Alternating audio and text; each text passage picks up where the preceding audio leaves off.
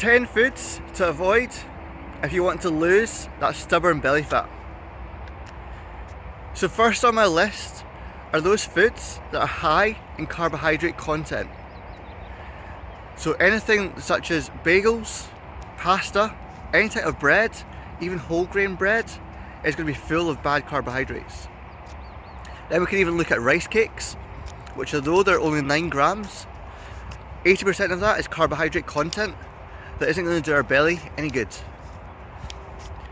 Next up we look at unhealthy fats. So our trans fats, saturated fats and omega-6 fats. So trans fats we find in any packaged foods such as cookies, donuts, all those tasty treats, unfortunately are going to be full of trans fats that are going to affect our cholesterol levels and leave us feeling more bloated and mess up our digestive system.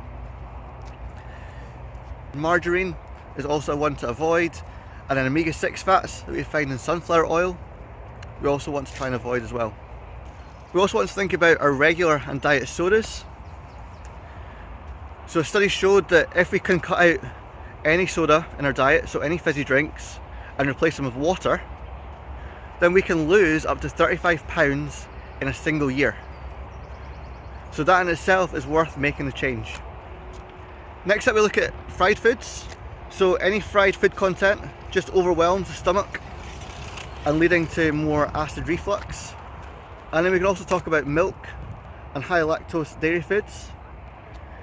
So our bodies need the lactase enzyme to break down lactose, but as we get older we start producing less and less of this enzyme, and that's why sometimes we don't become more sensitive to lactose until later in life. So if we cut out milk, soft cheese, and then regular, and by that I mean non-Greek yogurts, then we'll find we can reduce the amount of lactose in our system and help us help reduce the inflammation in the stomach that results from lactose buildup.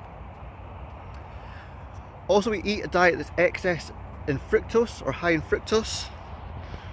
So even certain fruits such as apples or veg and such as asparagus are going to be high in fructose, which result in gas and bloating and increased inflammation. And then in particular, if you look at high fructose corn syrup, it's particularly bad because it also affects our appetite.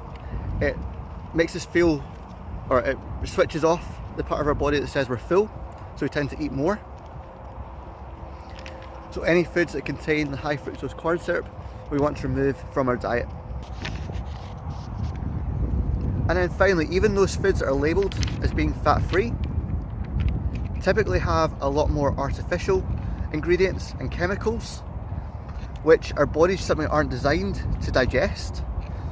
And obviously that leads to more inflammation and bloating, and then even fatigue, as the digestive system is working 10 times harder than it needs to digest those foods.